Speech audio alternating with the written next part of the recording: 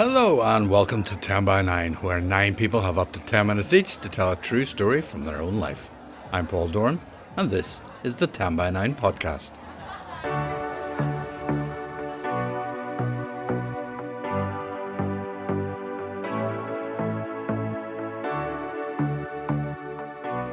Oh, we are well and truly into the winter, and it feels like there's barely any daylight. So what could be better than 3 wonderful true stories told in Belfast's Black Box to bring a little sunshine into your life. You have before you a 1983 windsurfing champion. First, you need to remember where the kitchen is. Or, even before that, you need to realise that you're thirsty. He's kind of sucking his teeth and he peers at me, sniffs, looks me straight in the eye and says, "You're still a queer good-looking woman, Carrie." So our 3 true stories include 2 amazing first-timers and a blast from the past as a long-lost contributor returns to the fold. Okay, let's get on with it. It was September and the theme was wee buns. Now, if you're not familiar with the term, it just means easy peasy, no problem, bring it on. So, with that in mind, and maybe a map of County Antrim to hand, here's Martin Hutchinson. It was early 1982. I'd been married for 5 years and was soon to be a dad to a lovely daughter who's here tonight. 43 to save you having to work it out, and she won't thank me for that. I knew this would limit my spare time, much of which I dedicated to windsurfing. You have before you a 1983 windsurfing champion. Anyway, I thought I should do something adventurous. I'd windsurfed across to Scotland and I liked the idea of a heroic windsurfing marathon in aid of charity before settling down to domesticity. So, why not windsurf around Ireland? Wee buns for an experienced windsurfer like me. However, it turns out Ireland is quite big. My ambitions would have to be scaled down somewhat. So I decided that windsurfing from Antrim to Belfast would be more manageable. Now, those of you with even a limited knowledge of the area will know there's not a lot of water between Antrim and Belfast. So I planned to go across the top of Loch Ness to Toom, up the river band to the Barmouth, turn right, go round the Antrim coast, about 150 miles or so, estimated a few days to complete, wee buns. I even got interviewed by Jerry Kelly on a lake at Craigavon before the expedition. As there wasn't much wind that day, the action shots planned were not very good. Just me standing like a statue on the board drifting on the lake. I remember he asked me what inspired me to do this. I explained that my wife had come up with the idea shortly after taking out a large life insurance policy on me. Hilarious buns. I worked for Agnew Volkswagen at the time, and with support from them, we linked up with local Action Cancer fundraising groups, and the trip was on. Wee buns. I was windsurfing fit, but a few days before the challenge, my athletic cousin recommended I go to a game. I'd never been to a gym before. I really chucked myself into it, enthusiastically working out on all the machines and the weights and the fitness suite for a full afternoon. The following days, I felt the effects. It left me almost paralyzed. I just about recovered when the day arrived to start the expedition. I was seen off, as it were, by the Antrim Mayor, an Action Cancer group and various other dignitaries. There was a decent northerly wind, but as I set off in the wind shadow of the trees, I was almost becalmed. It was all a bit awkward for the first 10 minutes, me standing like a statue, drifting slowly out. My supporters waving uncomfortably for quite a long time. As I got into clear wind, another slight problem emerged. Now, when windsurfing, it's important to have footwear with a good grip for the wet board. The new rubber boots I decided to use hadn't been cleaned properly and were unbelievably slippery on the board. It was like wearing banana skins on my feet. I couldn't go back. That would have been really embarrassing, so I kind of wedged my foot against the mast and let the wind blow me slowly out into the loch. Slightly nervous, buns. Some distance out, I stopped and checked that the party had left, but I couldn't get back against the wind to change my footwear. I could see my cousin on the shore and the caravan we were to stay in at night. I tried to contact him on the walkie-talkie, unsuccessfully. 1982 devices were absolutely hopeless. I was pretty much on my own, never mind, but somewhat concerning, Buns. However, I could make progress across the wind and managed to land at Shane's Castle. I then had to walk quite a long way to find a phone box. Remember them? I phoned home only to find that my cousin had crashed after leaving me at the loch shore. He wasn't hurt, but the car and the caravan were written off. Luckily, my dad kindly agreed to follow me around in the car and take me home each night. So day one progress was about 3 miles, only 147 to go. Wee buns. Day two started by recovering the board at Shane's Castle. I sailed across the Tomb, headed up the River Bann. There was good strong wind from the north, but I needed to go north. Now, sailing craft cannot sail against the wind, but they can sail towards the wind at about a 45-degree angle to the wind direction, and then you turn the craft about 90 degrees, do the same again, and in that way you make progress zigzagging upwind. The river is quite narrow, so a lot of turns needed. Very exhausting, Buns. A short distance past Tomb, I was relieved to see the wide expanse of Loch Beg. Unfortunately, it turns out that Loch Beg is just a very large, shallow puddle. So I had to stay within the narrow channel. Disappointing, Buns. Another problem was wind shadows from large trees and bushes. When windsurfing, you use your body weight to counteract the force of the wind on the sail. So when the wind drops suddenly, splash, I fell in quite a lot. On one occasion, I fell backwards into a rotting sheep carcass. I emerged covered in maggots and sheep's innards. Smelly, soggy buns. Oh. After almost 2 days of zigging and zagging, and sometimes zagging and zigging, I progressed up the river. It was great emerging into the seawater at the bar mouth, whizzing gracefully past Port Stewart to Port Rush. Wee buns. The next morning I set off from the East Strand beach, but the wind was light and the waves big. I had to roll up the sail rig and paddle out through the surf. As I was reassembling the rig, I became very seasick and had to lie on the board to recover, nearly ending up back on the beach. I knew going past Fairhead and Torhead would be challenging, so I arranged to meet the Rathlin ferryman at 1 o'clock at the start of Rathlin Sound. Wee buns. I arrived at 1 after a brisk crossing of Ballycastle Bay, but the wind didn't just drop, it disappeared altogether. All I could do was sit on the board and wait, no wind and no ferryman. He later explained it was a lovely day and so reckoned I wouldn't have any problems, not grasping the principle of wind for propulsion. It was eerie out there on the glassy sea, drifting in the strong tide.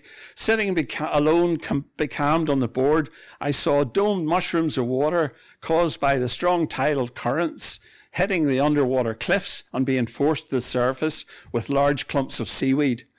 Very eerie buns. The tide was taking me on round the coast. I remember noting at one stage that I must have been right in the middle of the Irish Sea, between the Antrim coast and the Isle of Mull, because the sheep were the same size on both sides.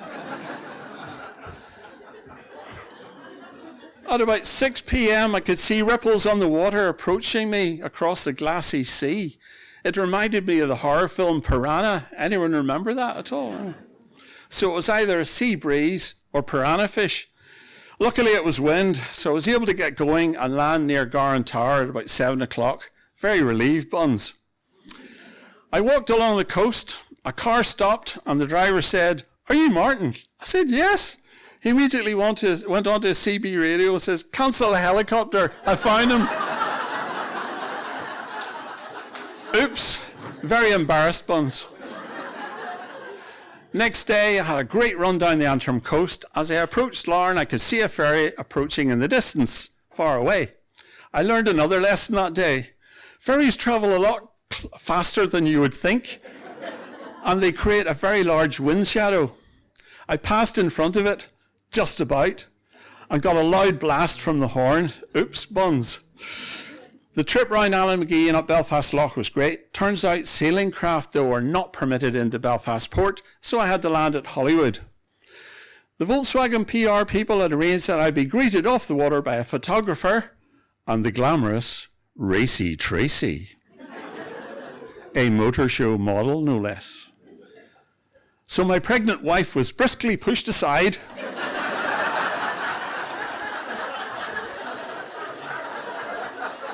as the lovely Tracy, in a skimpy white dress, embraced me, hanging round my neck.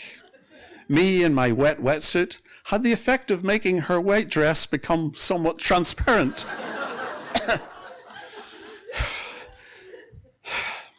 It turns out she wasn't wearing much under the dress, or indeed anything at all.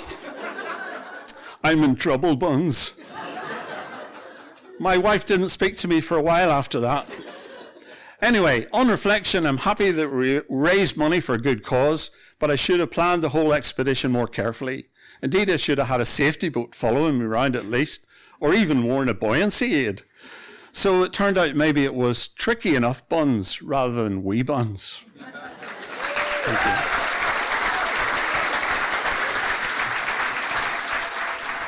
you. Martin, you champion. Thanks so much for that. See, 10 by 9 is wee buns once you get up and do it, and I hope you'll be back with more before too long. Now, if, like Martin, you want to tell your story at 10 by 9, the process is simple. Check out the themes on the website, then send your story through the submissions page. I'll give you feedback and help you make it the best it can be. If you're nervous, don't worry. Nerves are good, and the 10 by 9 audience is the best and most supportive there is. Okay, on to our second story on this podcast, and the last time we heard from Colin Dardis was in 2014. So it was a delight to have him back at the 10 by 9 mic. Again, from our September evening, here's Colin. My father, about a year or two before he passed, got rid of a lot of stuff. He gave bags full of books and DVDs to charity shops. Sometimes a film or a book that you had lent him would end up in the charity pile and you would bemoan the loss. My father didn't do this because he went off reading or watching movies. He simply did this because of his dementia. It took a while to realise, but ultimately we figured out why the DVD collection was rapidly decreasing. One, he couldn't follow the plot of a film anymore, couldn't retain the start of a narrative by the time it commenced. Two, he couldn't work the DVD player anymore either. He said that it was broke, but it would work okay for me. He had to press down the top of the player to get the lid to open, a push-release mechanism.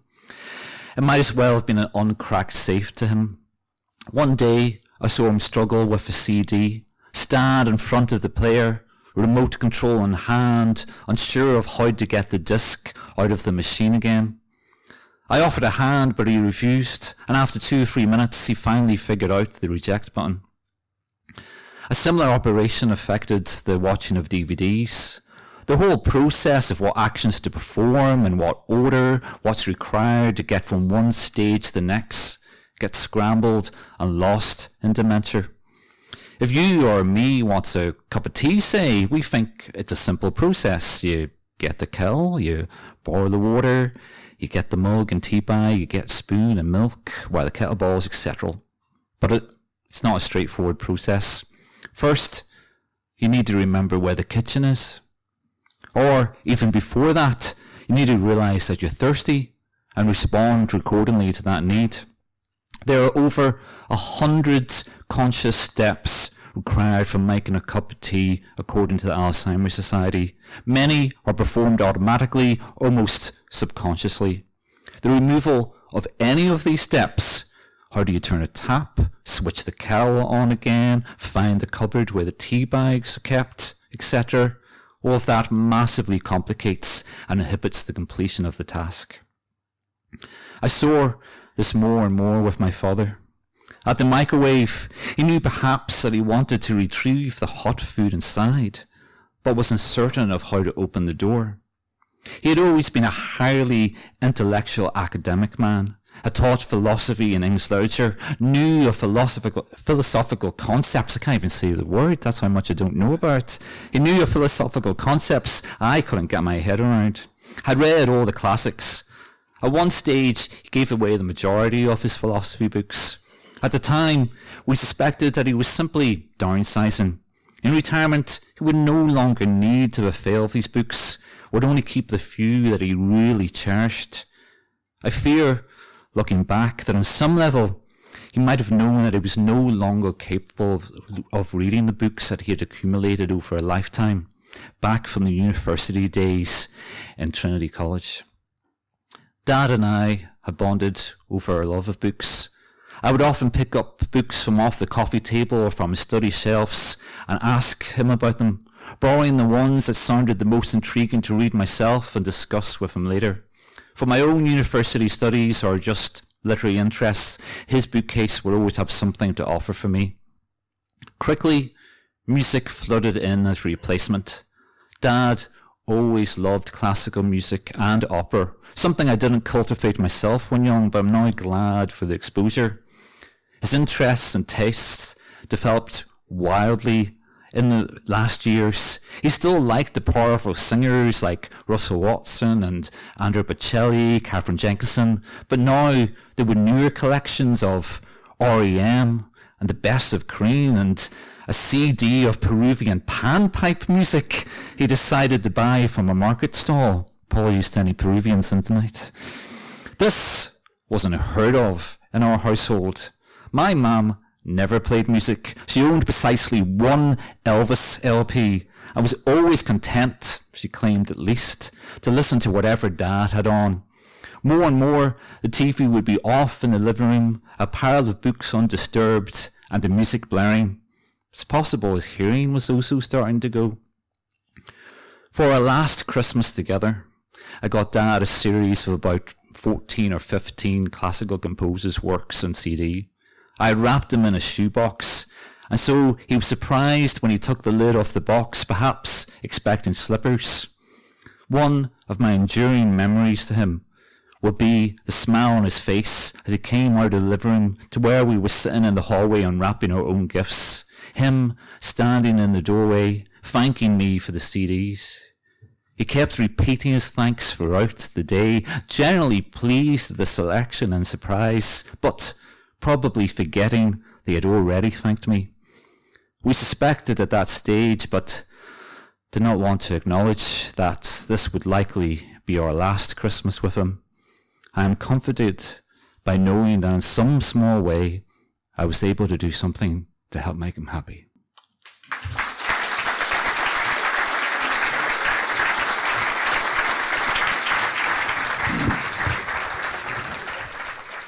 Colin, thank you so much. What a beautiful and tender tribute to your dad, and what a wonderful interpretation of the theme.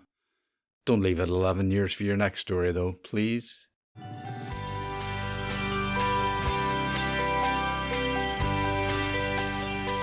Now, just the usual quick thank you to all of you who help keep 10 by 9 going with your donations, and that's whether they come via Patreon or from our live events. As you know, 10 by 9 is always free and always will be, so it really helps to keep us going, and I'm so grateful. If you're interested in helping out, just go to Patreon or make a one-off donation via PayPal using our email address. Okay, on to our third story on this podcast, and it comes from another first-timer. It was told at our October event when the theme was Cheers. Another amazing evening made even more amazing by this story from Carrie Jain. Well, as far as mood-altering substances go, music is the drug of choice for me. So when I first moved to Belfast, thanks to a couple of my grandchildren, Cheers, Katie and Ruby, it was a blast of Lady Gaga or Katy Perry that set me up for the day, got me off on the right foot, so to speak, avoided the morning weep. So on the morning I was heading back to Derry to meet up with old friends, I fortified myself with a wee rah, and a quick, you're going to hear me roar before I left the house. The wee house that had become a bit of a comfort blanket to me since I moved up the road. I wasn't quite sure how I felt about taking the train back to meet my old friends of many, many years standing, but I knew I needed the crack, the lack of effort, not being the newbie. And anyway, there's something about a train journey. So there I am, and all dressed up with somewhere to go, walking towards the train. I checked to see if I was walking a bit lopsided. I checked the bag on my shoulder to see if it was weighing me down a bit, but no, there wasn't much in it, so maybe all in my mind. Or could this be an actual phenomenon? My husband had died just months before, and I think that through all the emotions, the sadness, loneliness, panic, confusion and fear, I had realised there was an actual physical sensation. I seemed lopsided, as if a limb was missing. And when you think about it, sure, why wouldn't I be after near enough 50 years together? So I straightened up, I think, held out my beloved senior smart pass and headed for the train. Oh, the train. Comfortable seat, time to read, dream, look out of the window and do a wee bit of eavesdropping as well. The carriage was almost empty and I settled my bag on the seat beside me. Now, this was not just about convenience. It was a signal, loud and clear. Just leave me alone. Welcome aboard this TransLink service. I closed my eyes and listened to the snippets of conversation already floating around me. So she said to me, sure, why are you not going? And I said to her, sure, why would I? I couldn't make out the rest, so I made up my own reply. This train is for Derry, Londonderry. I opened my book. I had half an hour of bliss before I began to be aware that the train was filling up. My bag stayed where it was. A few stations later, and I started feeling a bit uneasy. There weren't many empty seats left. As we approached the next station, I gave in, and with absolutely no good grace at all, I put the bag on the floor under my feet. I opened my book again and turned slightly to look out the window more obviously. Once again, the message was loud and clear. Sit there if you have to, but don't think I'm going to talk to you. That, of course, was when I saw him. And I knew, I just knew. He was large. And I mean really noticeably large. Unkempt. Hair long and straggly. His too small coat had seen many, many years of wear. And I hesitate to say this now, and it feels something of a confession, but I really pray he doesn't smell of fags, last night's drink, or stale food. He landed heavily. His breathing heavily. The seat actually shook. And his arm now took over the middle armrest. I registered that there was no unpleasant aroma. Boys a dear. I'm still looking out the window. Boys a dear. His knee is now pressed up against mine, and I just want to lean my head against the window and close my eyes. I don't want to seem altogether rude, but did you hear the biggest cargo plane in the world landed at Aldergrove today? Now, this was a conversation opener I hadn't seen coming. And I'm thinking, well, I don't really care. But here I'm, congenitally polite. Oh, not rude, but definitely not encouraging either. That's not the first time it's landed in Aldergrove, Russian made. Really? There's a pause. You having a wee day out to yourself? Well, no, not really. And I seem to be using the voice. The one someone described as my Bangor prod voice. Nothing wrong with that, you may well say, and fair enough too, but suddenly I felt embarrassed. And then I noticed that his left hand is holding on to his right arm. When he took the hand away, the arm was shaking uncontrollably. He's trying to fish something out of his pocket. Eventually, he retrieves a large greyish hanky blows his nose hard, but doesn't manage to get the hanky back in his pocket. Holding it in his hand, he steadied the wayward arm as best he could. A long strand of hair trailed over his eye, and he blew it to no effect. Jesu. I had an appointment at the hospital today. I went to the wrong place, so I did. They were very good. Got me over to the right place. I'd never heard tell of it. I closed my book. You must be exhausted. Oh, Jesu. My daughter, she would usually take me, but she's working. Well, it's good that she helps you whenever she can. My wife, she died 5 years ago now. She was always the one that looked after that kind of stuff. I'm so sorry, I say. He's blowing his nose again and had this urge to just move the hair out of his eyes.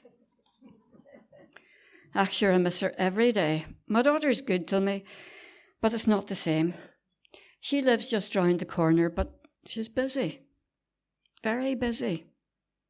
His arm had escaped, and he didn't make any attempt to control it. I'm Norman, by the way. Carrie.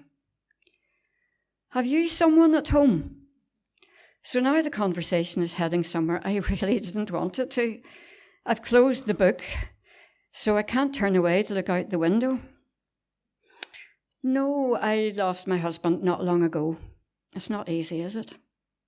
Nope, he said. I miss her every day. We were together near 50 years. So were we. Nothing is said for a minute or so. Then, you're very easy to talk to, Carrie.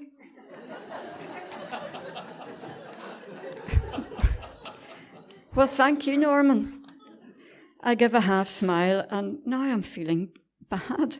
I mean, how could I have been so mean-spirited, so self-absorbed?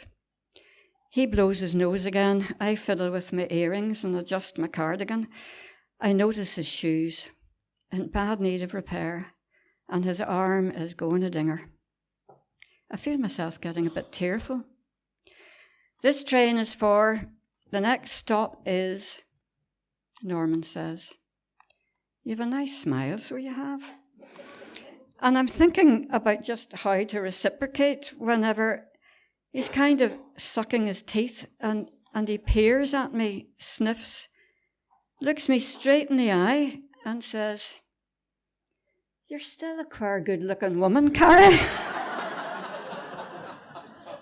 So now I'm smiling. I'm laughing. I'm touched, I think. He sounds almost businesslike. I was still trying to think of what I could possibly say to return the compliment when he says, "Well, that's nearly me now. Next stop's mine." I started to say, "Well, I hope you get home safe and sound, Norman," when he turns towards me a bit more. "I'm heading to Newcastle on Monday. Would you come?" "Oh, Norman," I said, "I'm sorry. I'm on granny duty on Monday, but thank you, and take care of yourself." And off he went. My newfound admirer, my fellow traveller.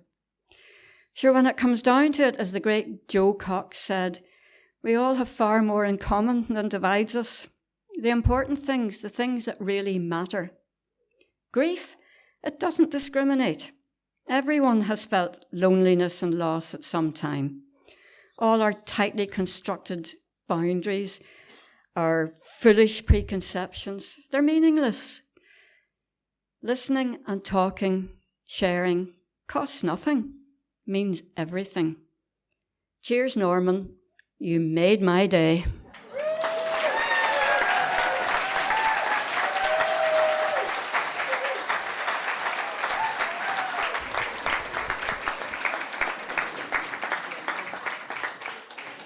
Carrie, I didn't know what to expect. I read that story and I fell in love with it immediately. I remember, I think I said, "Jane's nothing." It was so good, so good. And what a day, your first time, I mean, just brilliant. Thank you so much.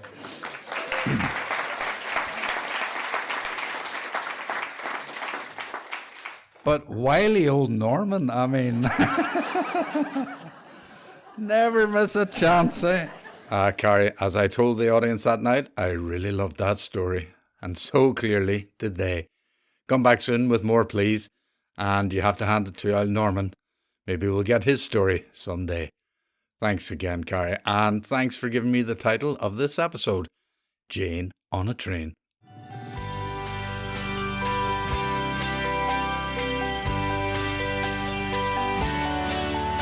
And that's it for this podcast. You can keep up with all our upcoming events and themes by having a look at our website, which is 10by9.com. 10by9 is on the socials, naturally. You can follow us on Twitter, Facebook, and or Instagram. And you can get in touch via email at 10by9belfast@gmail.com. That is 10x9belfast@gmail.com. Thanks to everyone who helps make 10by9 happen. Leanne, Margaret, Chris and Cara for their support. Bless them all. The amazing team at the Black Box, Belfast's best venue. The fantastic 10by9 audience. You make everyone feel so supported. And thanks to all the people who have shared their story at 10by9, but especially Martin Hutchinson, Colin Dardis and Carrie Jain. I'm Paul Dorn and I'll be back with another podcast soon. But for now, bye bye.